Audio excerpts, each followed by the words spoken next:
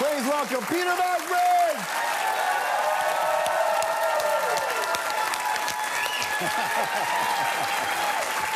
How's it going, buddy? Good. How are you? I'm good. Oh, nice earring, pal.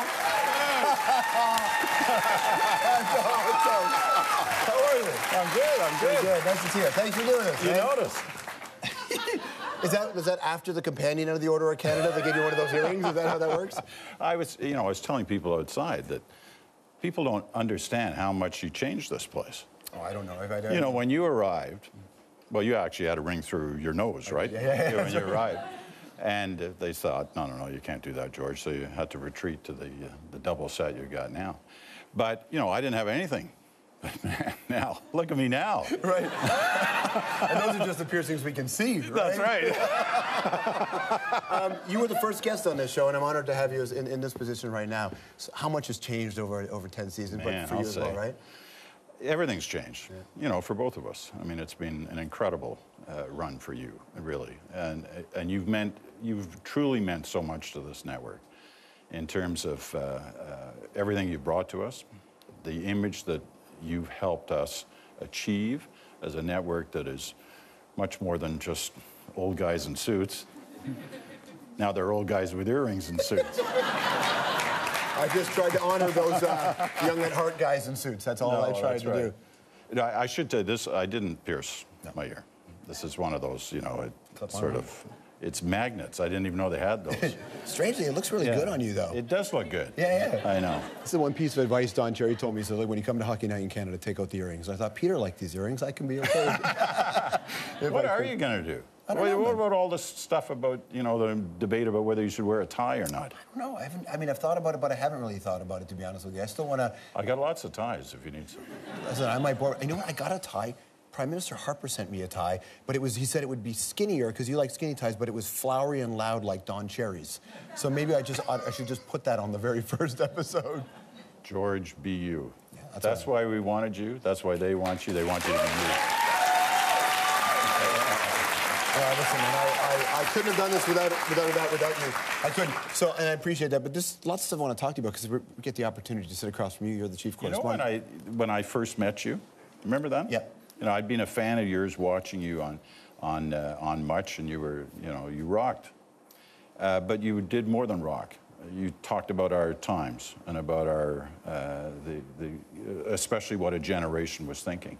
And I have this little program called One-on-One, and so I wanted George. And it's important to remember what George was like back then. This is 2003. Watch this.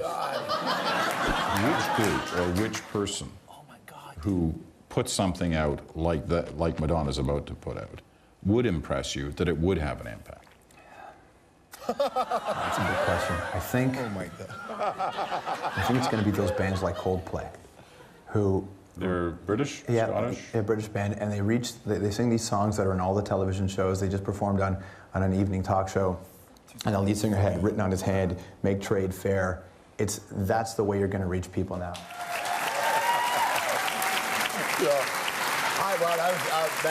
I remember that day because, you know, some of my friends in the newsroom were saying, what's going on? Like, what are you talking to him for? And I said, this is it, man. This is the future. You've got to be thinking this way. So with so much going on in the world of news today, I mean, where's your head at? You've been covering this for so long, but I know you still have that youthful vigor.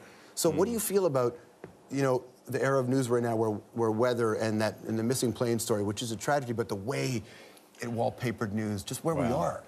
I mean, people have been fascinated with that story, and we, you know, some networks are trying to do it with a certain, you know, concern about the fact that there are other news events going on, and while other networks, one in particular, your good friends at CNN, have said this is our ticket out of the doldrums that we've been in, and they have been in doldrums. And it helped them. It helped them, you know, for the first 3 weeks or so. I'm not sure, you know, at a certain point, you know, the plane's missing. Yeah. You know? And there's no news. And there's no news. But still, having said that, people are fascinated with that story. You know, it's one of those classics that people of our time will remember all their lives, no matter what the end result of all this is. But there are other big stories. What's going on in Europe and Ukraine and Crimea. is huge and warrants our attention and our concerns. But you know, lots of stories do, and we have to keep pursuing all of them. I was just thinking about how so much has changed, and I was thinking, you know, about the CBC budget cutbacks. I'm like, oh my God! I always think about the news department because news, when done properly, costs money. When done properly. Yeah, you know, I like to tell the story in our newsroom about the week I joined, September of 1968. There were layoffs. So wait, the there Leafs were haven't won a Stanley Cup. No, the Leafs had won the Cup the year before. Right, yeah. And, you know, we figured it would just go on forever. So, yeah, there were layoffs. It was serious times. So there were layoffs that week, you know. Trudeau was Prime Minister, and the Liberals, you know, had cut back something in terms of the CBC budget. So there's kind of a history to this, but the last 20 years have been particularly tough in terms of layoffs. Some of this has happened right across the broadcast spectrum, not just at the CBC. But it's been difficult times, and there's no question that you know, people like me say, you know, how long do I want to do this under these conditions? Right. But then you look at who you're working with, and the desires and passions of people who believe in public broadcasting and what we can do. And you just figure we're going to find a way. And, you know, whether I'm there or not, generations to come within the CBC News and broadcast family will, I hope, feel the same way. Stick around, more with Peter right after this.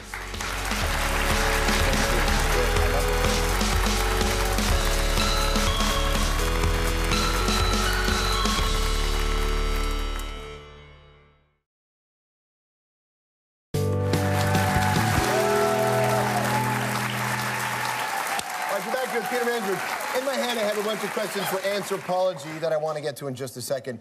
But you're funny on Twitter. I like following you on Twitter because occasionally it's like, oh, I don't know if he's going to want to delete that tweet that he sent out. But my favorite part is you remind me of the at-issue panels that you do. The panel conversation has taken on a life of its own. It has. And added something, right? Yeah, it really has. When I started at-issue, it was almost 15 years ago now, not a lot of people thought it was a good idea in this building. But who'd want to really watch something about national politics in prime time at night? And it struggled in its early years, but once it kind of got a footing and got some continuity in terms of the panelists, it's taken off. And it's quite odd. Like last week, 1.2 million people watching, 4 people sitting around a table talking for 14 minutes. Right. About whatever issues were in politics for the week. And, that's great. Those are great numbers for this network. For anybody, yeah, they're very excited about it. Listen, it has been an honor to be close to you and to be on the air with you. I've learned so much from you. Thank you for your time, Peter. Good luck, George. Don't go too far away. The chief correspondent of the newscast of record in this country, The National, Peter Mansbridge. We'll be right back.